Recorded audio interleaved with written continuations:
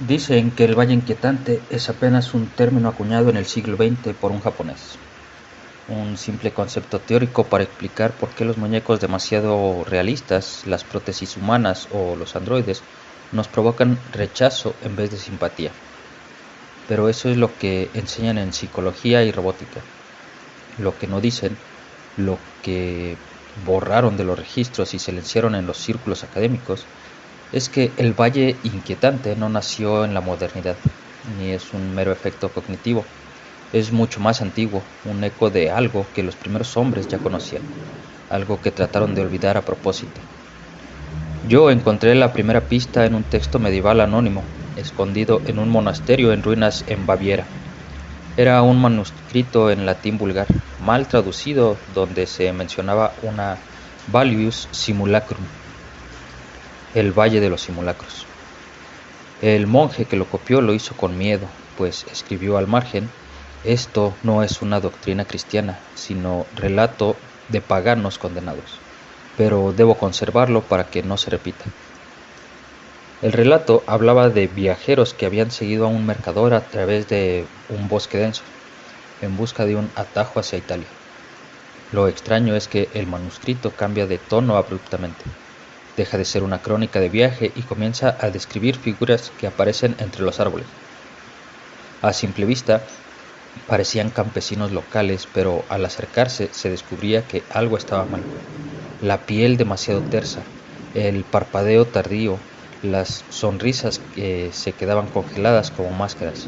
Los viajeros aseguraban que aquellas personas cambiaban con un ritmo casi perfecto, pero al tropezar no se levantaban de inmediato, se quedaban en el suelo, torcidos como marionetas cuyos hilos se habían enredado. Los peregrinos comenzaron a sentirse vigilados. De noche, alrededor de la hoguera, juraban escuchar risas apagadas que no provenían de garganta alguna, sino de un aire vacío que imitaba la cadencia de lo humano sin tener voz real. Uno de ellos, aterrorizado, escribió que al mirar fijamente a una de esas figuras, reconoció algo terrible.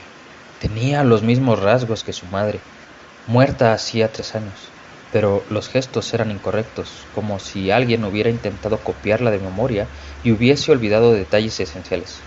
Lo que más me perturbó es que el manuscrito no hablaba de demonios, ni de fantasmas, ni de ilusiones. El autor aseguraba que aquellas escrituras eran imitaciones sin alma, hechas para engañar a los hombres, y aquí es donde surge la primera mención del origen del Valle Inquietante. Cuanto más semejantes son a nosotros, más notamos la grieta. Cuanto más perfectas, más sentimos lo que les falta, y en esa falta se halla el horror. Creí que era una superstición hasta que encontré un segundo testimonio, esta vez en tablillas mucho más antiguas, fechadas en Sumeria. El término utilizado era Namnu Salu, traducible como los que parecen.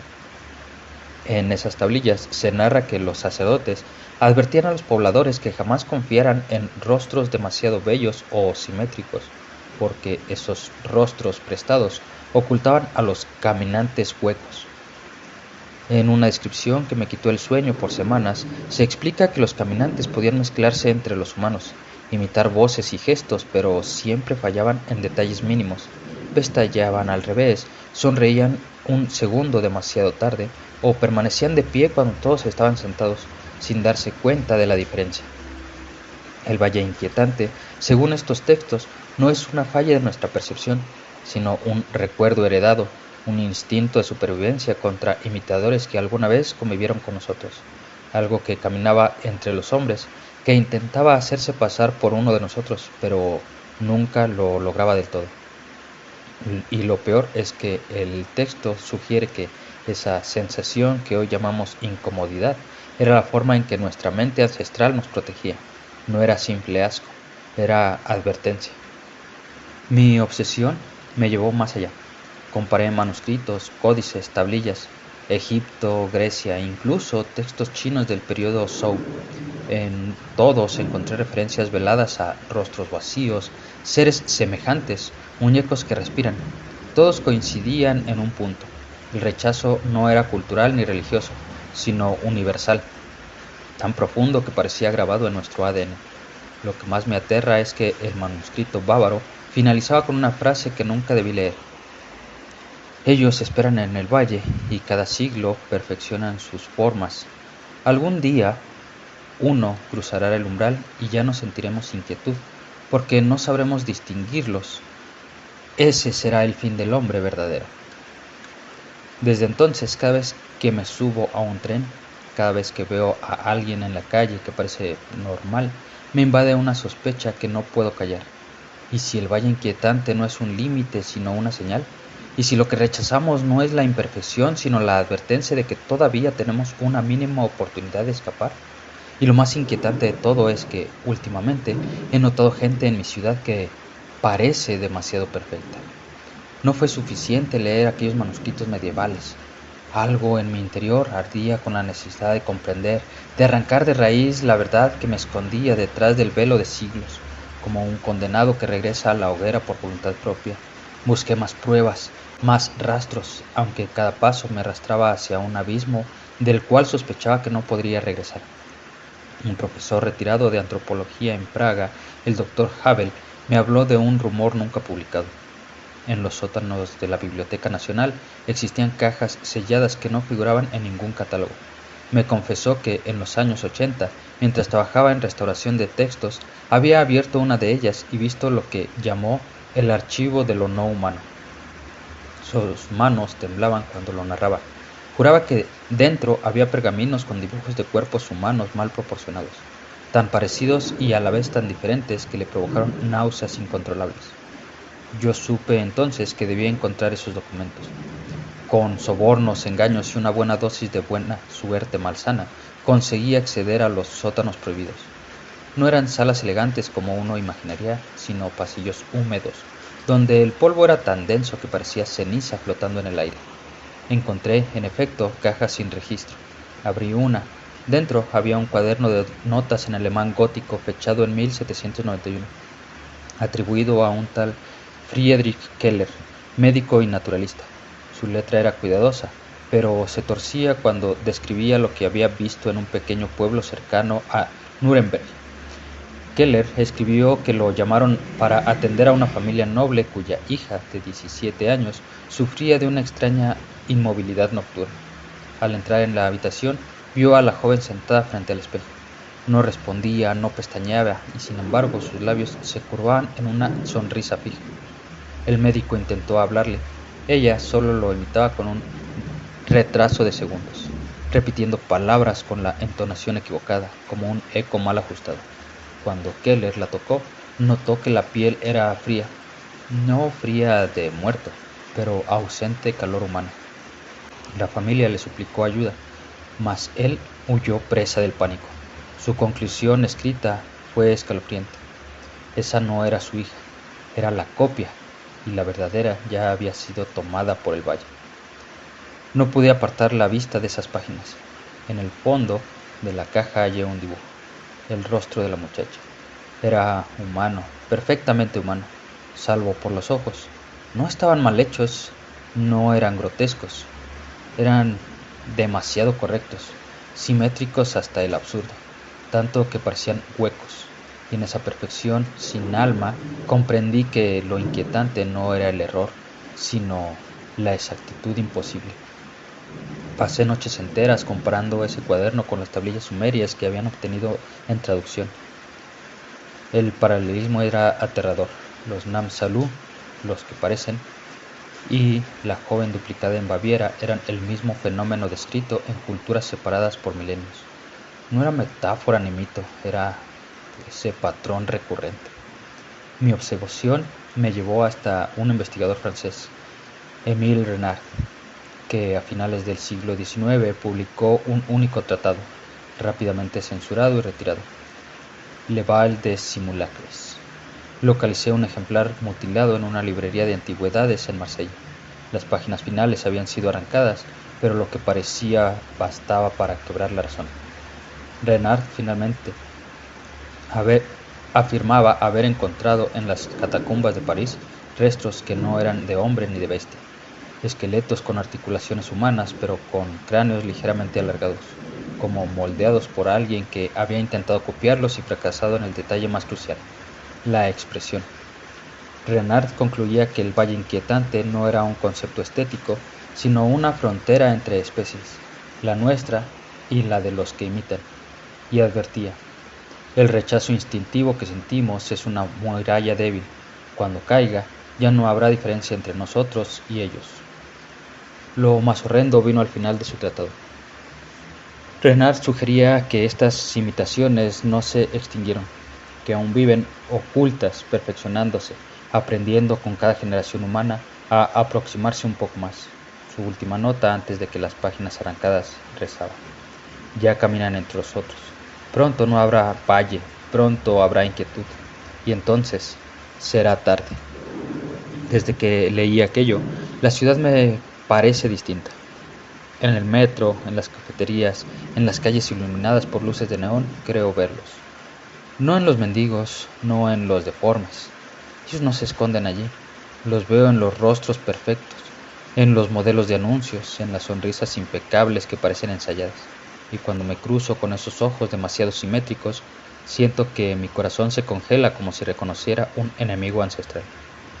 Comprendí con un terror visceral que el valle inquietante no nació en el siglo XX, nació en la noche de los tiempos, cuando algo no humano comenzó a caminar junto al hombre, copiándolo, practicándolo, fallando en los detalles mínimos.